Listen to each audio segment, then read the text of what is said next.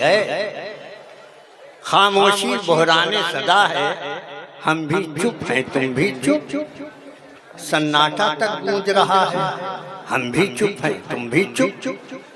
دوستو، یہ عاشقان رسول کی محفل ہے، اور عاشقان رسول کا معاملہ یہ ہوتا ہے کہ جب کوئی مداح رسول، نعت رسول یا منقبت اولیاء کرام پیش کرتے ہیں تو اس کے ہر لفظ سے آپ کے دل کا تار جو ہے جڑ جاتا ہے، بے شک، اور اس کی آواز صرف اس کی آواز نہیں ہوتی بلکہ آپ کی آواز ہو جاتی ہے، ماشاءاللہ، آپ کے جذبات ہو جاتے ہیں، آپ کے خیالات ہو جاتے ہیں، آپ کی محبتوں کی ترجمانی ہوتی ہے۔ بے شک، اگر آپ نے ویسے ہی خوبصورت ماحول عطا کیا تو انشاءاللہ العزیز ہمارے شعراء کرام آپ کو بھرپور انداز میں سنائیں گے۔ انشاءاللہ۔ غلام مصطفیٰ صاحب بمبئی سے تشریف لائے تھے اور انہوں نے بہت خوبصورت دل لگا کر کے کلام پیش کیا، کیونکہ ہوا اتنی تیز چل رہی ہے کہ ظاہر سی بات ہے کہ موسم کے بگڑنے کا اندیشہ بھی لوگوں کو لگا ہوا ہے کہ جتنی جلد ہو سکے اپنے مخصوص مہمانوں کو آپ تک پہنچایا جائے۔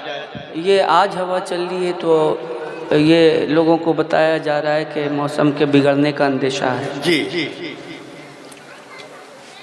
بہت پہلے سے موسم بگڑا ہوا ہے، شاید کہ آپ حضرات کو اس بات کا احساس نہ ہو، اگر احساس ہو تو فلسطین جا کے محسوس کر لیجئے گا، فلسطین چل کے محسوس کر لیجئے گا کہ موسم پہلے سے بگڑا ہوا ہے۔ اگر آپ حضرات محسوس کر سکتے ہیں تو محسوس کر لیجئے گا۔ وہاں تو حال یہ ہے کہ چھوٹے سے بچہ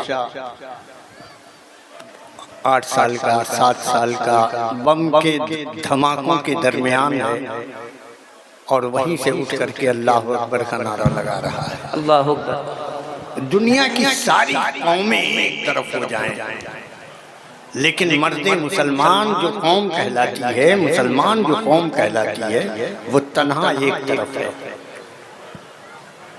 وہ جذبہ، وہ حریت، وہ انقلاب دنیا کے کسی قوم میں نہیں ہے کہ 8 سال کا بچہ 7 سال کا بچہ ٹینک کے سامنے کھڑا ہو جائے اور ٹینک کے گولے کا مقابلہ وہ پتھر سے کرے۔ کیا بات ہے کوئی مائک کا لال جو اس قوم کا مقابلہ کر سکے؟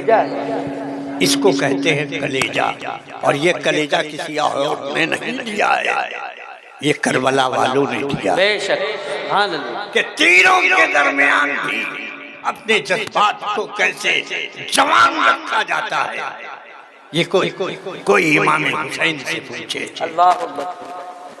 تو آپ اس قوم کے ماننے والے ہیں، آپ اس قوم کے درمیان ہیں، تو ویسے ہی ماحول بنائیے کہ احساس ہو کہ یہ سارے لوگ ایک گلدستے کی طرح ہیں، سب پھول کی طرح سجے ہوئے ہیں، اور یہ سب ایک گلدستہ محبت بن کر سرکار کی بارگاہ میں نظر ہونے والے ہیں۔ ایک ایک آدمی جو یہاں بیٹھا ہے اپنے آپ کو ایک گلاب کا پھول سمجھے اور یہ تصور کرے کہ ہم ایک گلاب کا پھول ہیں جو عاشق رسول بن کر کے بیٹھے ہیں اور سرکار کی بارگاہ میں ہمارا نغمہ محبت پہنچ رہا ہے۔ اگر یہ تصور کر لیجئے تو آپ یہیں بیٹھے رہیے گا اور آپ کے دل کا پرندہ جمال گنبد خضرا کا طواف کرتا ہوا نظر آئے گا۔